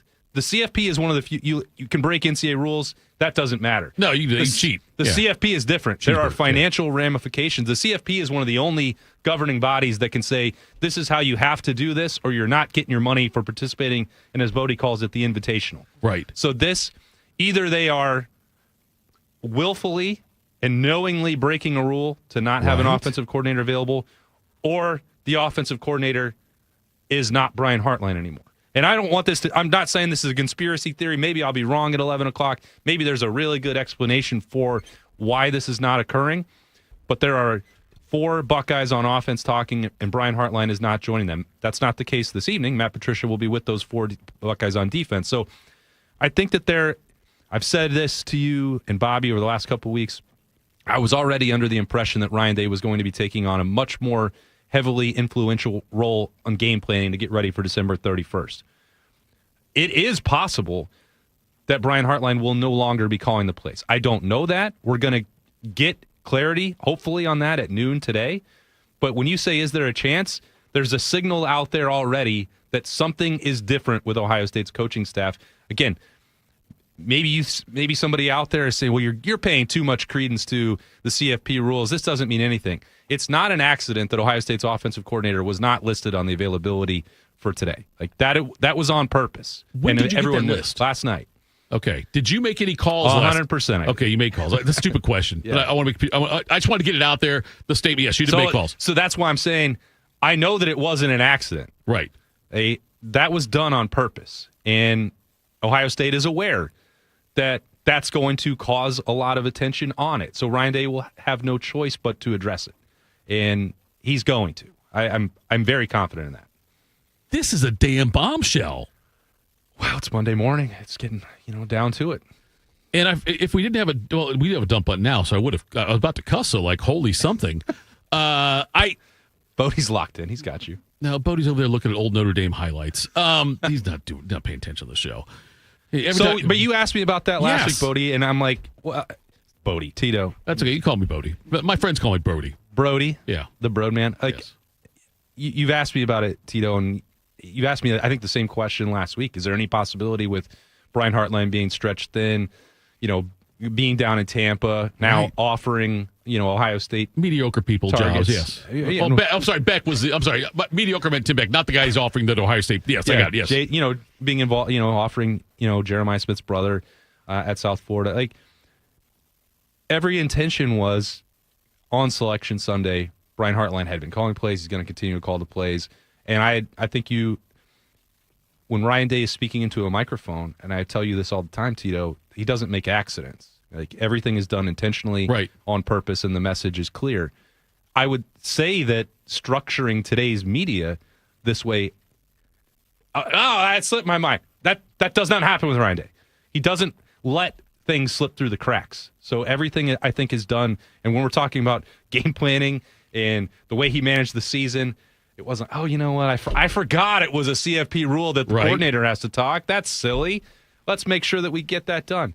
So, again, people say I'm overreacting. I think it's very significant, and the door is open for that. And I think that was, Brian Hartline, Ryan Day, both looking at this, and they've gone through a week and a half. Like, maybe for Brian Hartline, being a first-time head coach is more challenging than he thought it was going to be, and there's more responsibilities. And Ryan Day's looking at this like, what?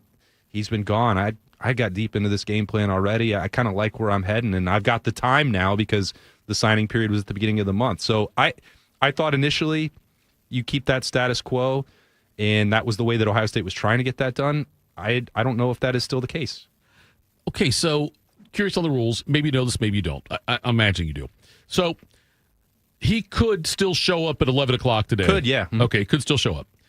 Does the rule say that he has to be available today at this time, or does it say sometime this week he has to be available? He has to be available, and then all the coaches, when we have the full team media day, like, everyone has to be available at that time as well. So, and I'm not. You asked if I made calls. I still believe that Brian Hartline is going to be on this coaching staff throughout the CFP. Okay. I don't think that this is a matter of, well, if you're not calling plays, just get out. Right. Don't come back. Right. Go get your green on in Tampa, and we don't care anymore. I don't think that's the case. And I think that Ohio State wants him around. I think that when you're talking about being in that wide receivers room with Jeremiah and Carnell and all the hours and effort that have been put in, that they don't want to see Brian Hartline gone. I think, and maybe I'll be wrong about this. I don't know. We'll find out now in 4.5 hours. But I think probably what we're looking at is, if I had to guess, Brian Hartline staying through the CFP, being involved in some form or fashion with the offensive planning, with the installation, but that maybe we are now in a world where Ryan Day is going to have that play sheet in his hands, and maybe the headset is going to be louder than it was before, and that maybe Ryan Day wants to take some of the reins back for the playoff. And we can debate whether that would be smart or not smart based on his own CEO approach and wanting to get away from that, and Chip Kelly doing that a year ago with the play calling. We can certainly debate that, and I bet we will. But I think now I'm of the mindset that's probably where this is trending. And I told you last week, Tito, that I didn't think that was going to be the case. But you and Jay-Z had a lot of conversations about that. It certainly feels like that is trending in that direction right now. This is where it'd be great if coaches had intro music, walk-up music. Because you could sit here and say, oh, he's not on the list. And then all of a sudden they start the press conference and say, oh, my God, that's the Undertaker's music. That's Brian. By God. Yes, that's something right there. That's what we could do. Austin Ward is broken in half. We could do something like that. Just throw me off the top of Hell in a Cell. No, I mean, that can happen. I don't think that we have to take the email advisory as gospel. That, well, we didn't have Brian Hartline on here, but we just remembered that we have to have an offensive staff member available, and here they are. Because I don't think they're going to strip, his title away from him. Right. He's the offensive coordinator. He's paid as such. So that's, I think, the delicate dance is, and you're dealing with the Big Ten. If you do this, they don't have rules about which coaches have to be available when, how many times assistants have to be available. We actually haven't had a press conference with Brian Hartline since August, maybe. Yeah. So that part wouldn't be uncommon. In fact, we're pretty used to that. But I do. This is different than the NCAA, where they have no ability to enforce rules of any kind for college football.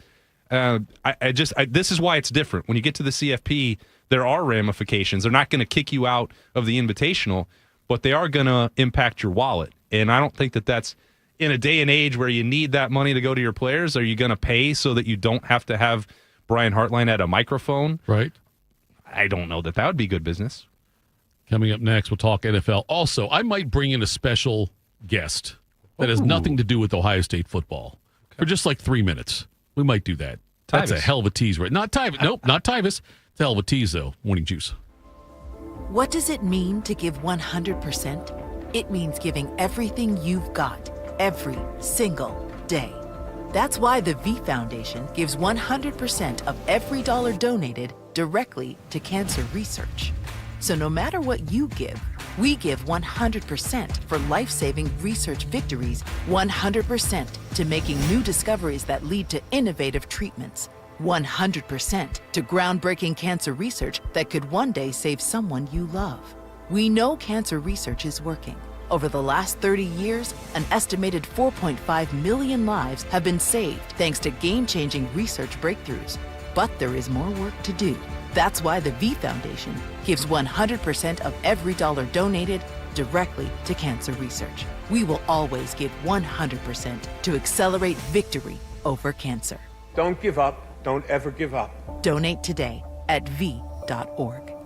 We asked parents who adopted teens to share their journey. Nathan has taught me to embrace the moment. Age-wise, I'm in my late 60s. I'm old enough to be his grandfather. Will he be embarrassed to acknowledge me as his dad? I think the most important thing we can do is let them know that they're safe, that they're valued and cared for and loved, and that they're important. I knew I wanted to be adopted by him because of how he taught me to be the person who I am today. And it's coming from a dad that didn't expect to become a dad, and I feel very proud to be his son. That was what he needed, and he was what I needed. Every day is full of new opportunities. That's what it's been about, realizing the simple things that it takes to make such a huge difference in these kids' lives. Learn about adopting a teen from foster care at adoptuskids.org. Brought to you by Adopt U.S. Kids, the U.S. Department of Health and Human Services, and the Ad Council. Hey there, Jane Lynch here. You want to hear something funny? Too bad.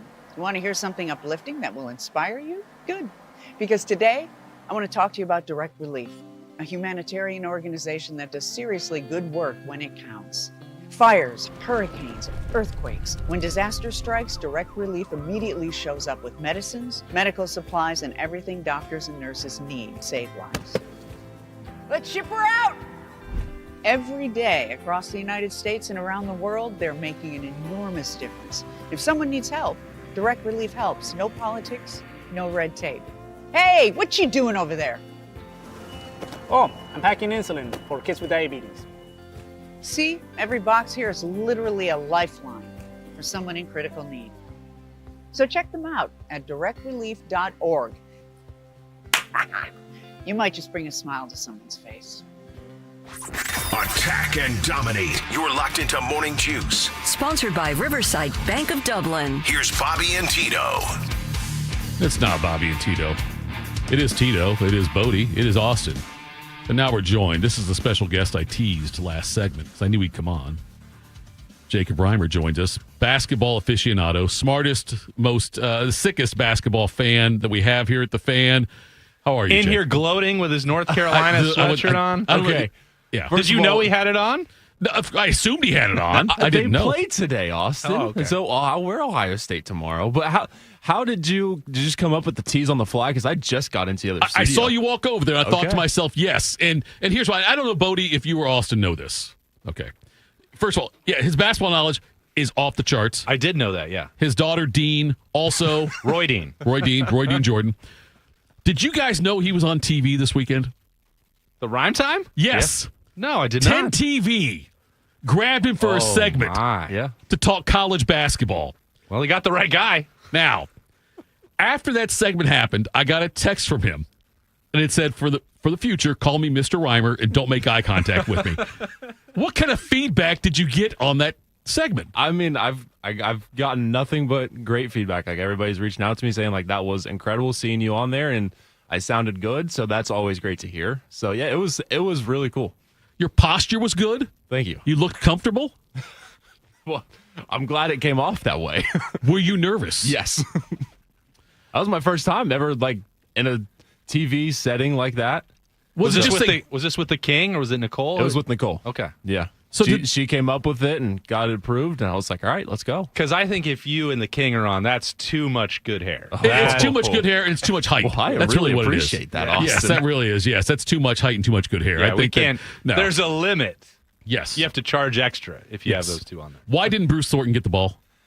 Yeah, I was wondering that as well. I think, as I mentioned this, that, yeah, you might want to go to Mobley because he just hit the shot that got you there with the 4-point play. And so, like, yeah, he might have a little momentum there inside of him to where, yeah, if you get him in the right spot, he can hit another one. I feel like, though, in that situation, at least Bruce can't be taking the ball out of bounds because North Carolina, as you saw, they had Seth Trimble on him. And once he passed it in, he just went to him like glue. Like, you're not going to get the ball back, Bruce. I think I would have liked to have seen him start in the backcourt and get him in a downhill situation, set a screen for him at half court or something to free him up and get him going downhill because there was still 4 seconds left. And the rule of thumb is you get 4 dribbles then. And when you're already in the half court, that's pretty easy to do. You get to your spot and elevate. So I would have liked to have seen something like that. I don't hate the look that Mobley got, and I kind of understand it looking back because he did just hit the shot that got you there. Mm-hmm. Still feel like you got to go to your senior leader, though. So is Ohio State still a likely tournament team, in your opinion? I think so. The only concern that I have is with the bench because they had no bench production in this game, 0 points from there. And when you get down deep into February, closer to March, and you're giving Bruce this kind of workload, you're getting Mobley and Tilly this kind of workload, like, it's going to weigh on these guys eventually. And it's where, like, we've seen the past few years, them come up just short with close losses. And if you can have great bench production, that can really help them a lot and where you can get over the top in those tight games. The bench thing is huge. Like, yeah. I really thought they'd have depth this year. Yeah. And it seems like they don't. And it almost like, although Bynum's a better player, should be out there Bynum starting. was your bench guy, and now he's in the starting lineup. lineup. That's what I'm saying. Do you think it makes sense for them to maybe reconsider that? I know the ego thing, and it's great to say you're a starter, but you got to have points off the bench. Yeah. I I think just for that game specifically, I liked the move because I felt Bynum matched up better with Caleb Wilson. And if you just want to look at the box score, Caleb Wilson had 20 and 15. That's a monster game, but Bynum made it difficult on him. I felt like he defended him pretty well. He's just a different breed. Like he was knocking down ridiculous shots, fadeaway jumpers, but Bynum made it hard for him. And you got to respect that. He was in foul trouble. So I think if he continues to learn from that, like it's going to be fine, but you're going to get looks like North Carolina had to in Big Ten play, and you're going to have to play bigger. And I think that's where you saw, I think when Ohio State kind of flipped things was when they had Tilly and Nagovin in at the same time. And because there was a flagrant on Henry Vasar for North Carolina because of the double team that they provided, and that kind of switched all the momentum then. And you're going to get that against Michigan. You're going to get that against Purdue. We saw it against Illinois and their size that they had. So I feel like that's going to be a look that you're going to have to keep going with moving forward. He's 10 TV's Jacob Reimer joining us here. He's moonlighting. He'll be on Bishop and Friends Day from 9 a.m. to noon. So if you want to catch him out there or just watch 10 TV all the time, he'll pop up there, I'm sure, soon and often as well. Thanks for the time, Jacob. Yeah, thank you, Tito. Appreciate Get the hell out of here. All right. I want to talk to you here, Austin, about the NFL yesterday. Okay. And lots of interesting things went on yesterday. It feels like the Ravens' season is over. Yeah. They would have to win their next two. The Steelers got the Browns this week. The Steelers should win that one. Mike Tomlin now has 19 consecutive non-losing seasons. Is they not losing or winning? Because there's a difference, right? You can be 8-8. That's a non-losing season. Yeah, I think they had to change it, right? Didn't he have like a 500 season? He in might there? have had one. Yeah, I should probably, as a Steelers fan, I should know that. Yes, but you steal that information away. There we go. I find it incredibly impressive that in today's NFL that you can have a streak like that. Yeah, but I mean, you tell me, Tito. It feels like Pittsburgh fans have grown tired of hearing about it because they use it, or it is used by the franchise as a justification for keeping him when the postseason success has been non-existent. It feels like, yes, it is incredibly impressive. The longevity, the consistency, you have to tip your hat to it. But it's also like, and I can't say it's come at the expense of postseason success, right? Because getting in position year after year after year is valuable all on its own, but it feels like Pittsburgh has accepted that and is not taking any bigger swings to actually elevate the ceiling. And I don't think that some of that is Mike Tomlin's fault. You look at the quarterbacks that he's had to cycle through since Big Ben retired. Right. It's like, how did you do that? They made some really bad decisions at quarterback since then. The Pickett drafting, I never liked that one. Rudolph and, obviously what happened last year with Fields and with Russell Wilson. So, 19 consecutive non-losing seasons for Tomlin, 22 for the Steelers overall. And, yeah, you're right. It's going to win the division this year, but people that are not fans of Tomlin, people that are against Tomlin will say, well, yeah, Burrow was hurt. Lamar Jackson was hurt, and the Browns are the Browns. It's an easy division to win, right? But if they're going to get a chance to host a home playoff game, likely against the Chargers. This AFC, though, is there for the taking. When you don't have no Mahomes, say no Lamar Jackson, no Burrow, and you've got young quarterbacks at the top Drake May's fantastic, don't get me wrong. Bo Nix has played really well also. But it's not like you've got this gauntlet to run through anymore. And the fact if they get that first playoff win, if they can get that game, a home game against the Chargers team outdoors in Pittsburgh, I think that will quiet all the Tomlin haters. It's really interesting now to look back at what we all thought was going to happen this year and the national narratives about the path to the Super Bowl. And gosh, the AFC is just a ridiculous gauntlet to get through in the postseason. You're going to have Burrow back to full strength. You're going to have Mahomes still at the peak of his powers. Yep. Lamar's coming off this MVP season, MVP caliber season. Josh Allen is on the rise. And it's like, okay, well, that one's down. Burrow's out. Lamar's dealing with this. And suddenly it's like Josh Allen is the last one standing. That's what I think is so fascinating now about this upcoming stretch is that wasn't the most impressive version of the Bills that we saw yesterday. No. And there have been some porous performances mixed in there for the Bills as a whole and even Josh Allen specifically. So it's now this wide open race where you don't really look at Drake May or Bo Nix as like MVP caliber quarterbacks, but they have a really good supporting cast around them. Those teams are well coached. Yeah. And And you can't now rule Pittsburgh out because they have a veteran out there who knows what it takes to win some games. Well, I don't know that they have enough to get through multiple wins in the postseason, Right. but once you get to win or else games, you at least have a puncher's chance. So you have to, I say that all to give Mike Tomlin full credit for what he's deserved. And I know that it feels like Pittsburgh has more, always when you're closest to it, you're most critical, right? It's the same way that we talk about Ohio State.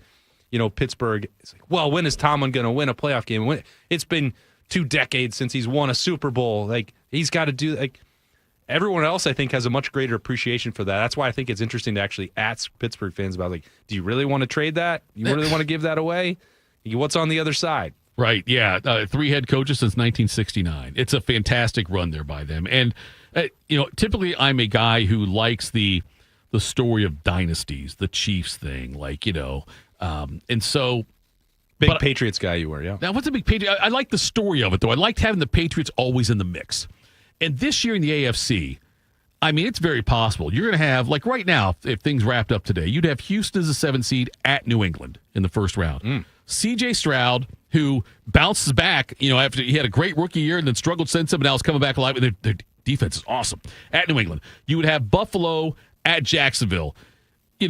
Trevor Lawrence has played fantastic lately, and that's an unproven. I mean, he had the one playoff win over the Chargers when they came from way back and won that, but still, and they could have beat the Chiefs also. But nonetheless, you got Trevor Lawrence there, and then Chargers at Pittsburgh. Like, I have no idea.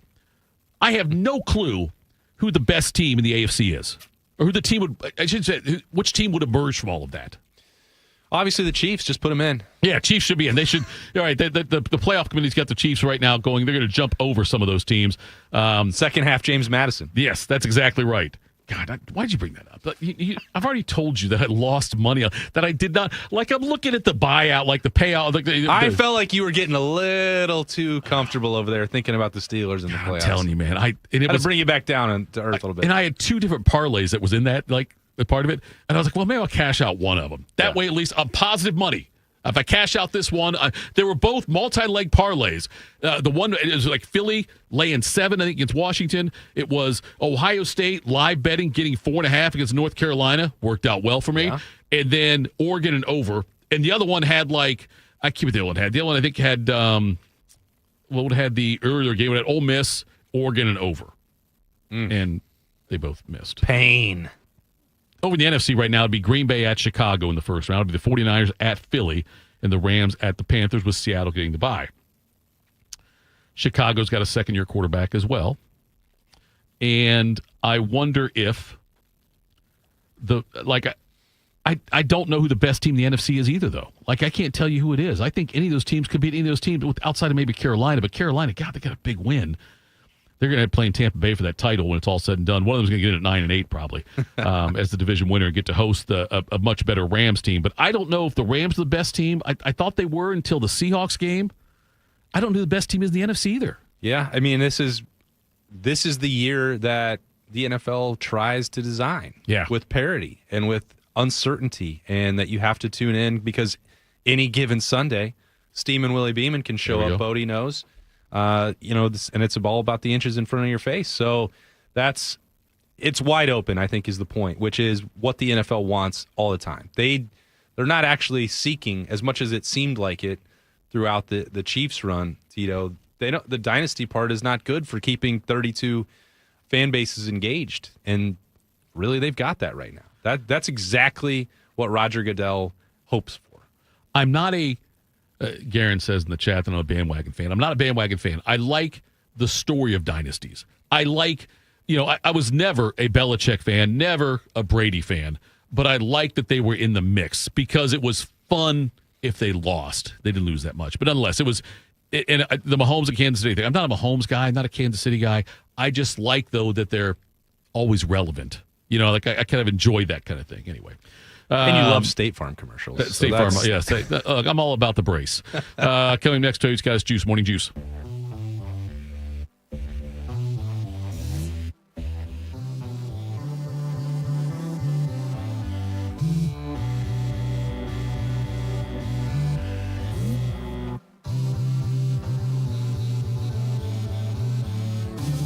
The put a new sound on an old song. This season at Lion's Den, the official store of pleasure, passion, and romance. In honor of all those we've lost to cancer and those still fighting and thriving, like basketball analyst and cancer champion Dick Vitale. I want to beat cancer. I'm going to beat it. That's no doubt in my mind. I'm going to win this battle. Defeating cancer will take all of us. Join our team to help fund game-changing research that saves lives. At the V Foundation, V is for victory over cancer. V is for victory over the odds. V is for victory over health disparities, victory over setbacks, victory over the unknown. V is for victory over giving up. Don't give up. Don't ever give up. Donate to the V Foundation to join our team and help save lives. Cancer can take away all my physical abilities. It cannot touch my mind, it cannot touch my heart, and it cannot touch my soul. 100% of donations fund game-changing cancer research. Donate now to the V Foundation at v.org. My son Ian was diagnosed with a brain tumor at the age of 16 months. The outlook was pretty rough. I mean, it was, we had no hope until St. Jude rescued us. I mean, they saved him. To this date, we are 12 years into this journey, and from day one, we've never once seen a bill. It gave us the peace of mind to know that we're there with our son, and we're gonna beat cancer together. Now, he is doing really, really well. He's alive because of what St. Jude has done. He's here because of the doctors who came before, their blood, their sweat, their tears, the knowledge accumulated and shared, with everyone else around the world. This is how we get rid of this, how we help kids beat cancer all over. It's the future. Together, we will make yours possible for every child everywhere. Learn more at stjude.org. My name is DeMar Hamlin. I play for the Buffalo Bills, and I play safety. CPR saved my life. I've teamed up with the American Heart Association as a national ambassador to help create a nation of lifesavers, turning bystanders into lifesavers through CPR education and access to AEDs. Nearly 3 out of 4 cardiac arrests that don't happen in hospitals happen in homes.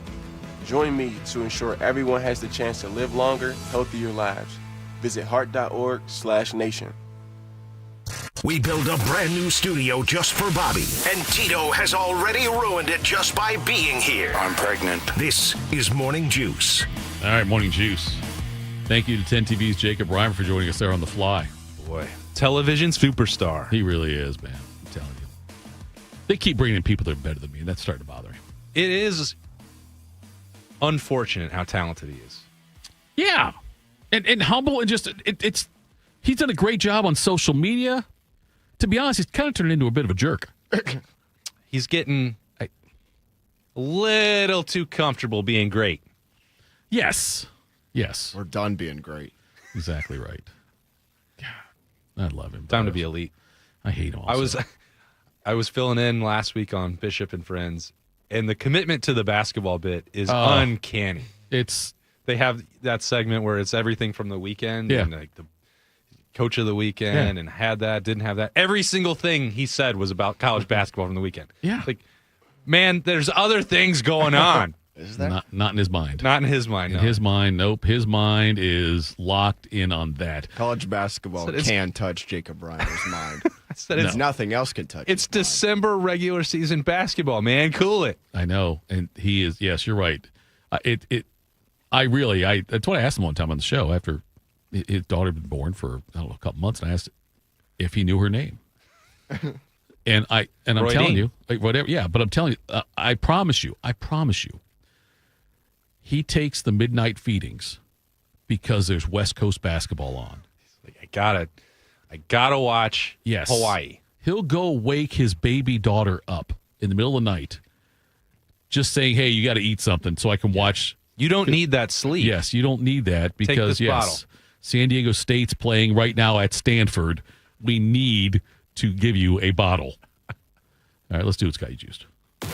What's got you juiced? Sponsored by Billiards Plus. Find your next grill and everything you need for the master griller. Billiards Plus on Dublin Center Drive in Dublin. Sources close to me have told me it's Monday. That would mean, Austin Ward, you will go first. Very busy Monday, Tito. We've got, obviously, we've got morning juice for me to start it off. And then at 11 o'clock, we've got the offense talking for the Ohio State Buckeyes in the Woody, in the team room. So it's been a couple weeks since we've talked to any players, since we've talked to Ryan Day on Selection Sunday. And just when you think, it's been a long wait. Well, how about this? Offense, defense, and Ryan Day all on one day. Yes. So the content machine will be working on overtime today. So I'm going from here, got the Woody later. Then we've got the live show at Roosters in the afternoon. Got evening availability with the defense. It is nonstop for me today. So I have to be juiced up for it. Got to get the energy drinks, the caffeine rolling, just like Schleg's, because there's no breaks today. It's all gas. You realize tomorrow I will be mailing it in because you will have all this info, all these different things. I'll just say, after I won't stop talking for 2 hours. After Bodie does this date in history, it's like, for the next segment, go. And I'll turn my mic off and I'll sit back and just listen. You could probably do that on Wednesday too. That's fantastic. God, this is the best news I've heard. I might even take Wednesday off. Yeah, why not? Bodie, what's got Schleg's juiced? Me and Hunter fished, no shirt on the entire time. I'm super tan. I'll tell you this, tan fat looks way better than pale fat. I'm just saying. I mean, I'm not, all about it, like my body right now, but it looks way better when I'm tan. And my hair, I think, looks thicker. I'm assuming that was shortly after the move to Jacksonville. I had to take a shot in the dark on that. Yes.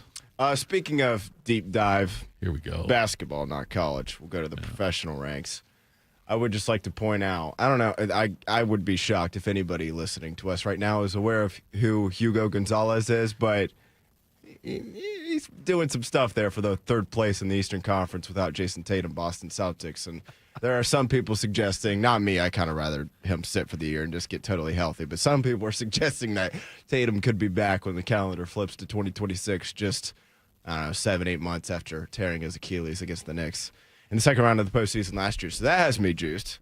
Went 2-0 over the weekend, back-to-back. A lot of people locked in all the NFL and college football action. And I did have it on a second screen, but I was locked into the Celtics beating. Speaking of guys working the gimmick over here, my gosh. The Toronto Raptors on Friday night, and then, or maybe that was Saturday night. Friday night was... See, he's not locked in. I don't even remember now, yeah, but they did win. They came from behind and won in the fourth quarter on Friday night. Anyway, what does not have me juiced is the Dallas Cowboys being eliminated from the postseason again. And Jerry Jones letting everybody know, we kind of did underachieve. Well, thank you, Jerry. Yeah. I wonder why. Aunt Bethany, Grace, she's been dead 30 years. Well, the Cowboys franchise has been dead for 30 years. And, so no postseason for Dallas, but at least, the heartbreak. I don't even know if it was heartbreak this year. I kind of never thought they'd be good. But at least that's over with before Christmas, and we don't have to wait till January on that. What does have me juiced, though, it was great to be off Thursday through Sunday.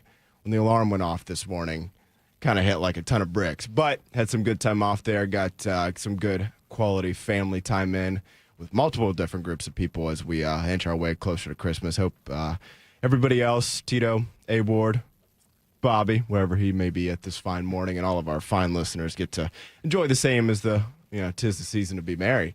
That's my name. Gets to enjoy some time with family and friends over the holiday. Weekish.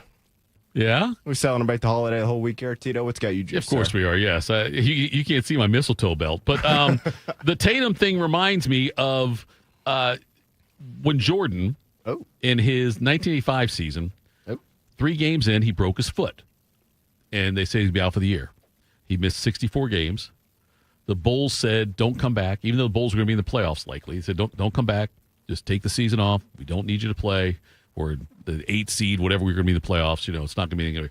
Anyway, he says, nope, if I can play, I'm coming back. And he came back and had those great games against Boston. Yes, where he scored 63 in the he scored like 48 in another one, I think it was. But he had a great postseason. Maybe Tatum can come back a la Michael Jordan. That would be something. And play for this team. I, like you, me being a Celtics fan, I am hoping that they make a trade at the deadline to improve this team and play towards this. The East is wide open. Oh, yeah. I mean, Detroit's leading the way, and Detroit's good, don't get me wrong, but If that's they're no Oklahoma City. If you just want to flip it to look at the Western Conference, I believe the legend Larry said after that game something along the lines of "That's God in basketball shoes." Yeah. That's what he said. You're right. Yeah, they couldn't do anything with him. There's a famous highlight where he shoots over Larry, Michael, and Robert. And Parrish, all three of them, makes a shot, and that where he does this crossover thing and through the legs. It was insane, but yeah.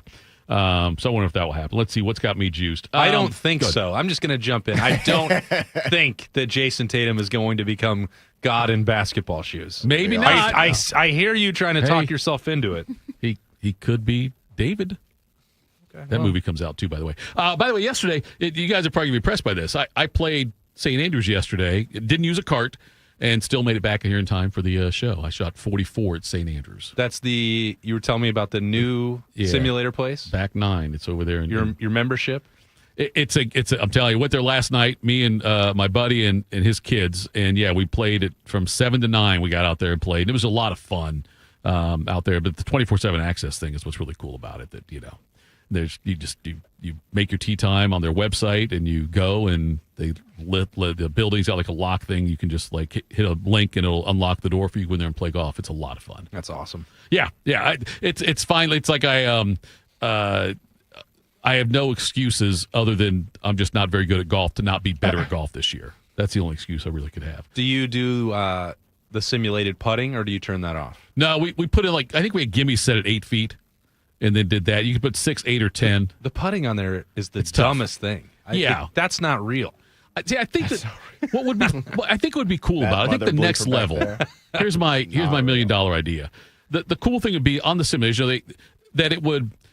They would have a thing there where it would kind of raise up a putting green, and aim at hole 3, aim at hole 4, whatever. Like you have different holes in there, and just realistically, kind of like this is how far away you are, but you've got to hit the brake and get it in there at this speed. So yeah, we always turn it on to the tour player average putting. Okay, takes over for you, and for some reason, I always wind up with the world's worst tour. Yeah.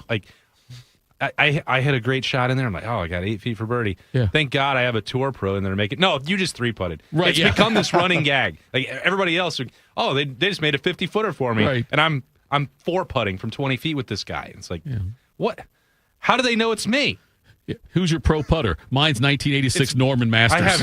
I have VJ Singh out here changing putters in the middle of the round. Right. Great, thanks. Yeah.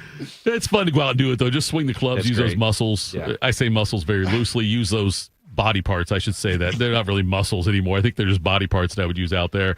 Let's see. Until you get on Awaken 180. Right. Well, again, price just went up there, Awaken 180. You better listen up. And by the way, if Awaken 179 or 181 comes at me, you're in a bidding war all of a sudden. Let's see. What's got me juiced? The kids are off school now. My son missed all week last week being sick.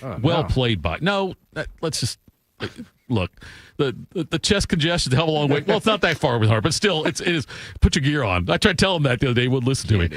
Yeah, right. But of course, he miraculously though was fine to play basketball yesterday. Oh, good. I know. What a recovery. Talk about Jordan flu game. That's what we're looking at here. No practice last week. Missed 2 practices last week. Still had no problem getting up to go play in that game and a 15-day win for his team. The Fireballers, I think is what they're called. Anyway, Fireballs. Did they name that? They named themselves the Fireballs, what they did. I had a feeling. That's what it was. So they had the game yesterday, though, but you got a clinic here today for basketball. I'm sure it'll be great for that as well. I'm sure everything's out. Everything now is gone.